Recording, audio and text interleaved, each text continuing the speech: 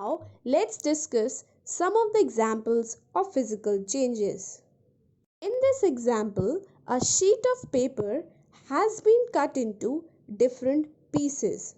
So, here, cutting a sheet of paper into different pieces can be said as a physical change because only the physical property of a substance, that means appearance and the size of a substance, has changed without change in its structure. That means when we cut the paper into different pieces, it still remains paper. No new substance has been formed. So we can say that cutting a piece of paper into different pieces is a physical change. Let's see another example of a physical change, that is a ice cycle. For this, you required a glass beaker, glass surface, burner, and some ice. Let's see the procedure.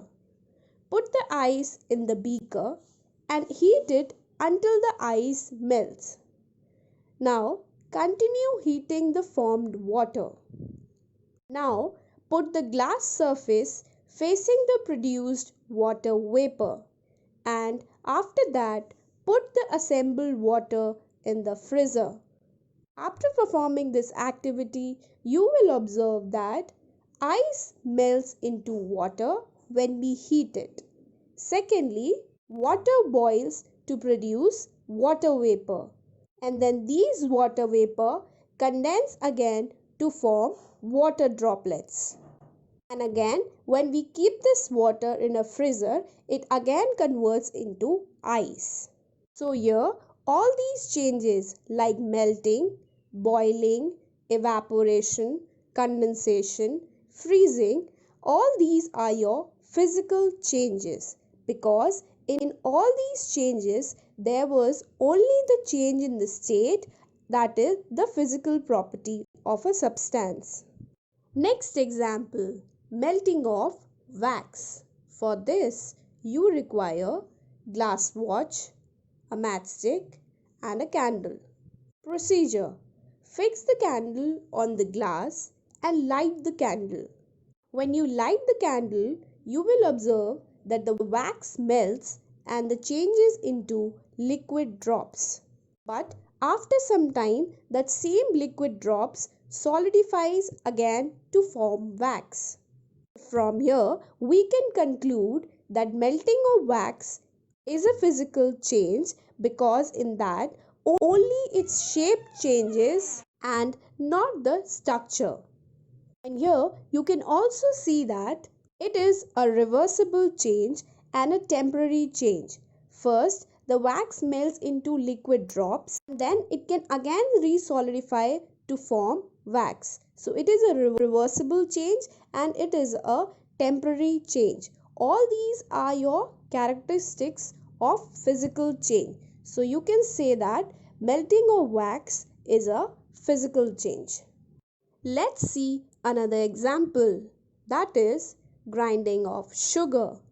For this, you require a mortar and cubes of sugar. Now, let's see the procedure. First, taste the sugar. Then, put the cubes in the clean mortar and start grinding. And after grinding, taste it again. Now, after tasting, you will observe that the sweet taste of sugar doesn't change by grinding, but its shape changes into fine powder. So, from here, we can conclude that grinding sugar is a physical change as the shape of the sugar changes, but its structure and property doesn't change. Evaporation, that is change of matter from liquid state to a gaseous state, is also a physical change. Let's take an example to understand what is evaporation. For this, take a pan and pour some water in it. And now start heating the water.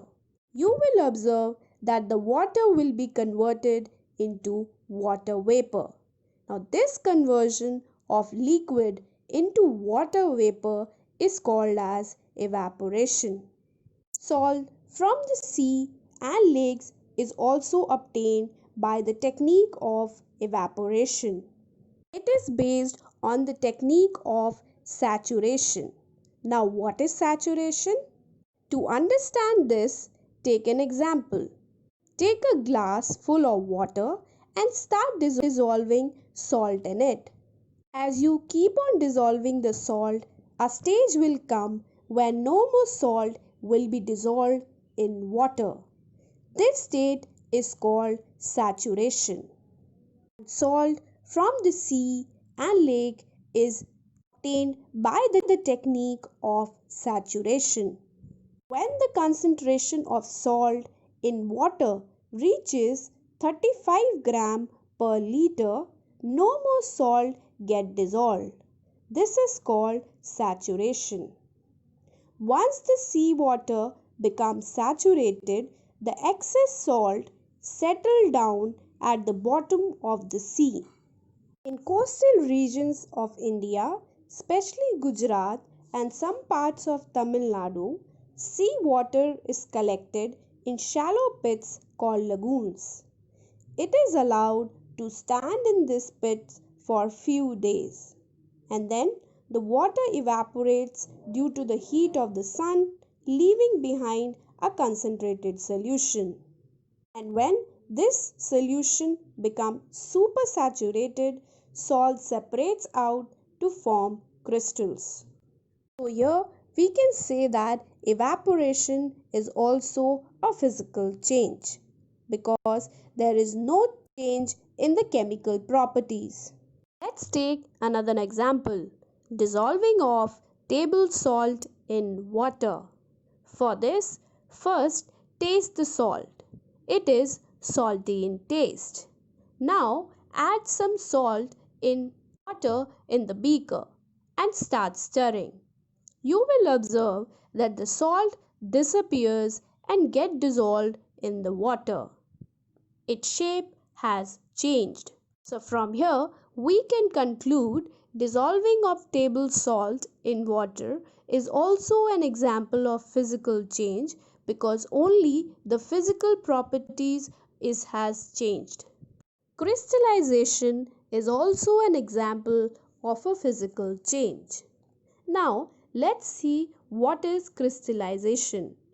The process of separation of pure crystals of a substance from its solution is called crystallization.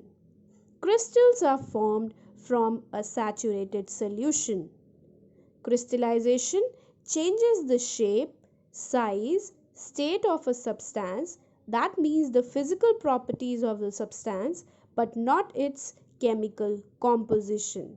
So, we can say that crystallization is a physical change. Crystals of some common substance like urea, copper sulfate, alum can be obtained by the process of crystallization.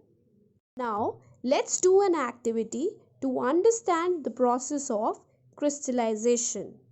For this, you require a beaker, water, impure alum powder, small crystal of pure alum, thread, wire gauze, Bunsen burner, glass rod, and a tripod stand. Let's perform the activity. First, take 100 ml of water in a beaker. Then place this beaker on a wire gauze on the tripod stand and heat until the water starts boiling. Now add some amount of impure alum powder to the water and stir with a glass rod. When it gets dissolved, add more alum powder and continue doing it till the alum stops dissolving in water.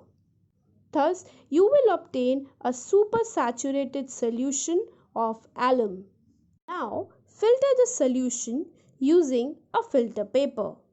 Now, suspend small crystals of pure alum tied with the thread into this solution and allow it to cool for 24 hours. Crystallization will start taking place on the suspended crystal.